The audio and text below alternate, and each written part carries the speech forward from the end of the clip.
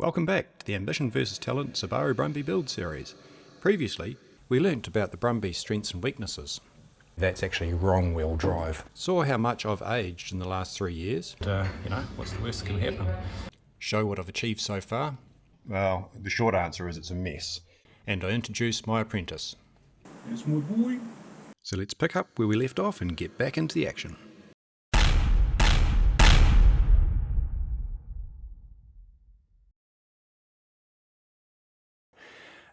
Today, what are we working on? Well, as you can see, I've already got the Brumby up on the hoist. I've got to start getting this thing ready to receive the new parts. So more stripping involved this time. This time we're getting all the old bits out of the Brumby, all the engine and driveline and all that sort of stuff that we're going to replace with the new bits out of the Outback.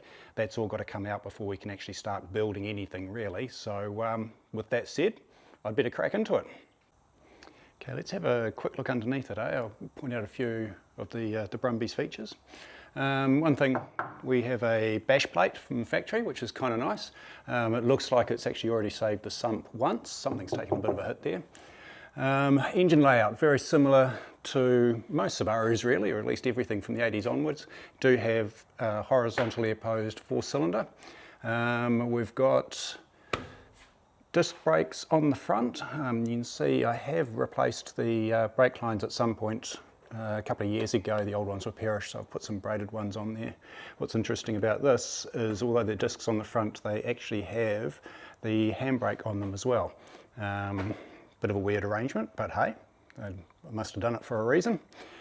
Just like with the later model Subarus, we've got the gearbox sitting behind the engine, naturally enough, and we've got the centre diff and the front diff located in the gearbox itself, with drive coming out of there to the front wheels. As you can see, it's all, other than a big layer of grime on everything, it's actually reasonably solid underneath here. There's no rust or anything like that. Obviously a little bit of surface rust, but nothing actually structural or anything like that. Same as the later Subarus. We've got nice little diff sitting at the back, very similar layout. Be interesting to see whether the new diff will actually bolt up to the same hangers and stuff.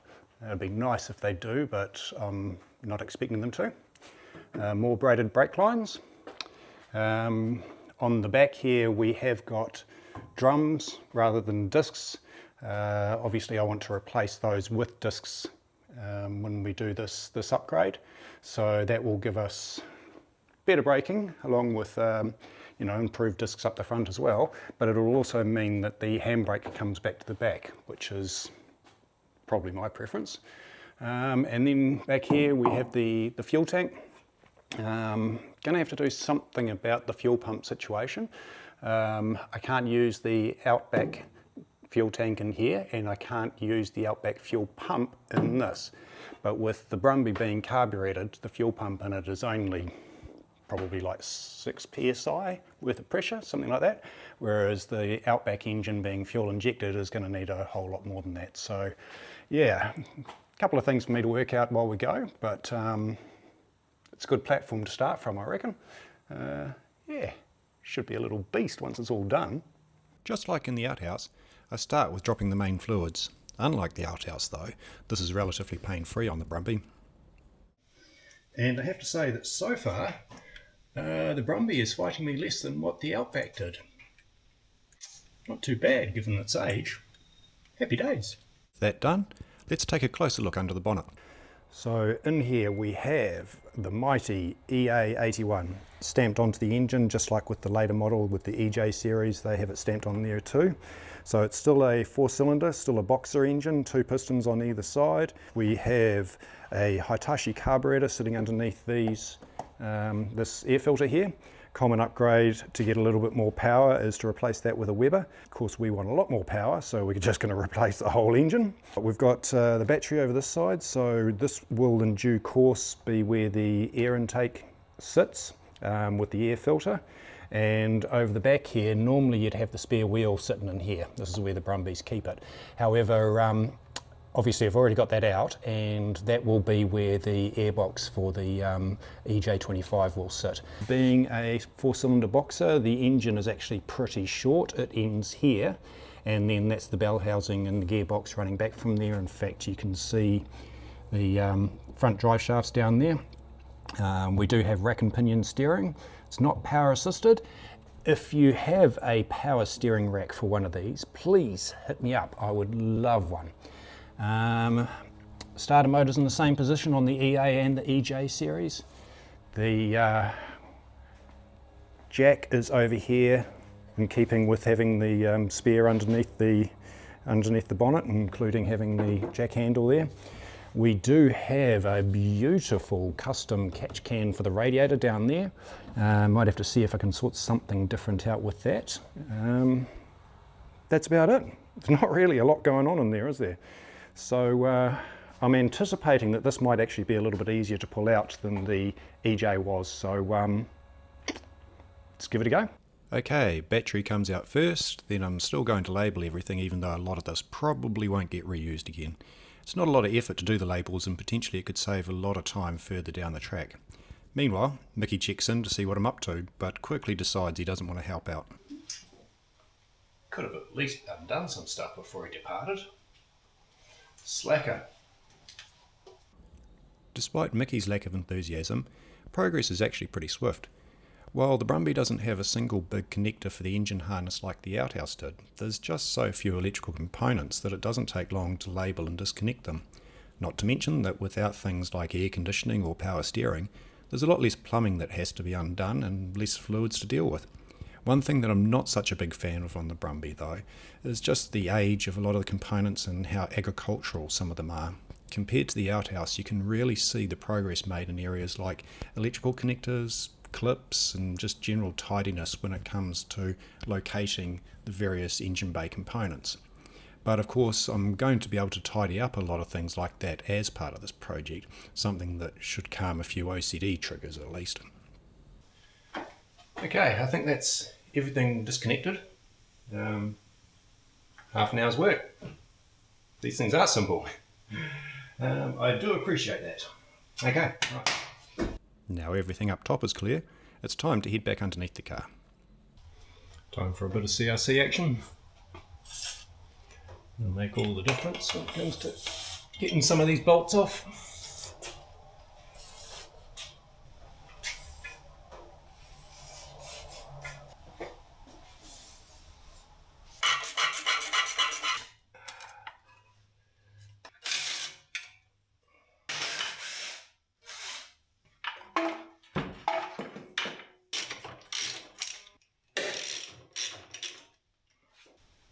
Okay, I think that's us finished under here for now.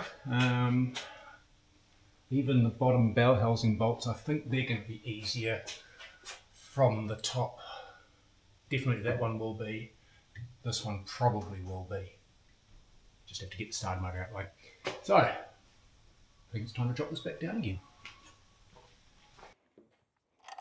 Okay, I think we're looking pretty good here. I've got the engine all loose, everything's removed off it. I've given it a good wiggle and it looks like it's actually loose, so I think it's going to come out pretty easy. What else we got? I've got a jack position to take the weight of the gearbox so that can't drop. I think we're actually just about ready to go. With a bit of careful manoeuvring, the old EA81 engine actually came out pretty cleanly. Being quite a physically small engine definitely helped. There's a fair bit of room surrounding it in the engine bay, so that should bode well once I start jamming in not only the much larger EJ25, but also the associated parts that are required to support that engine. Oh yeah. There she is, in all her glory, the mighty, mighty EA81.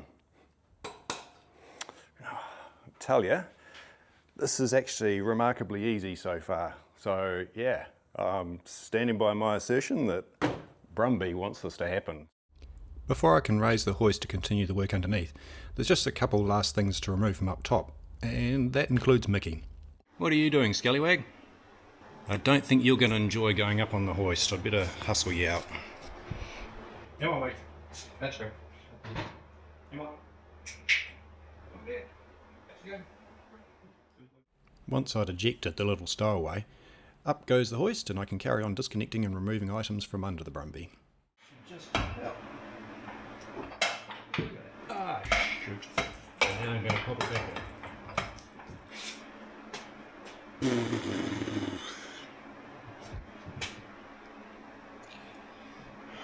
Wah, wah. So I think I'm going to put the glove over there. Everybody knows, no glove, no love. And zip tie them in place. Because when I pull the gearbox out using the engine crane, it's going to tilt backwards and any last bits that are in there will just come rushing out. So hopefully that will be enough to catch them. And with that little safety measure in place, it's time to yank out the gearbox. Here's the gearbox. Oh yeah, sure enough, that is like an udder at the moment. Full of oil. There we go. Great success. Right, so I feel like that's been a pretty successful day. There's still more to come off. We've got to get the diff out and that sort of stuff, but that can wait until after I've given this a bit of a clean up. So off camera, I might just do a little bit of cleaning up here, pull out a few more bits like the coil, etc., that I'm not going to need to reuse. And then I'll slap some wheels on this, roll the shell outside and hit it with the water blaster. I won't go nuts, but just it'd be nice to get this a little bit cleaner and tidier and just a nicer place to work. I won't bore you guys with all that detail, but I'll crack on with it and I will catch you guys on the next episode. Thank you for watching. See ya. Okay guys, just jumping back in here with a little update. You'll recall that I said that I was going to take the Brumby outside and water blast the engine bay just to clean it up a little bit, get rid of some of that gunge, and that I wouldn't film it. So I've done that and that has actually worked quite well. It's not like it's been detailed or anything, but you can see most of the grease and grime and baked on stuff has come off fairly nicely. So that's going to be a much better place to work. And while I was at it, I thought I might as well give the gearbox a bit of a clean. So this is the outhouse gearbox. This is the one that we're going to be using in the Brumby. As you can see, didn't come up all that well. Even though I used a bit of alley bright on this just to try and bring the casings up, didn't really, even some of this really baked in stuff, didn't want to come off with the water blaster. But anyway, it is what it is. I'm not too upset about that. What was more of an issue is as I had it dangling from the engine crane, bringing it back to put it on the bench here, thought I had it secured on the bench. No, I did not. So yeah, dropped it on the floor. Yeah, what an idiot. That was a count 10 moment, I have to say. Bit annoyed with myself for that. But anyway, what have we done? Well, this little cap thing that goes on the end, that has seen better days. Obviously that took the initial brunt. No biggie. Probably replace it, probably actually fix it. I'll give it a go straightening it out. More of an issue is the snout. So it's actually taken a knock there and I don't think that's round anymore. So the big concern is whether that seal will still hold oil. I suspect it won't. So potentially I might need to replace this. Fortunately though, the good news, the shifter seems to be okay. I don't think I bent that. I did smash my ratchet, but anyway, who cares? No big deal. And I did smash the electrical connector there. Unfortunately on the side that it clips on, but again, no big deal, it's just an electrical connector. So yeah. Pretty annoyed with myself over that. It's not going to stop me, obviously. Looks like I probably got off lightly, given it fell from here down onto the floor. Could have been worse, could have been worse. And it is a teachable moment because obviously this was one of those examples of where my ambition outweighed my talent, and I should have had a camera rolling, and that's the big takeaway from this. So yeah, always have the camera rolling. Anyway. Not to worry, onwards and upwards. It can still be used to mock up where the transmission mounts and that sort of stuff go. So yeah, I guess I just push ahead and come back and sort that out later on. Onwards and upwards. Coming up on the next episode of the Brumby Build series, I'll be attempting the first trial fit of the new engine into the Brumby, so make sure you subscribe if you want to get notified when that episode drops. Thanks for watching.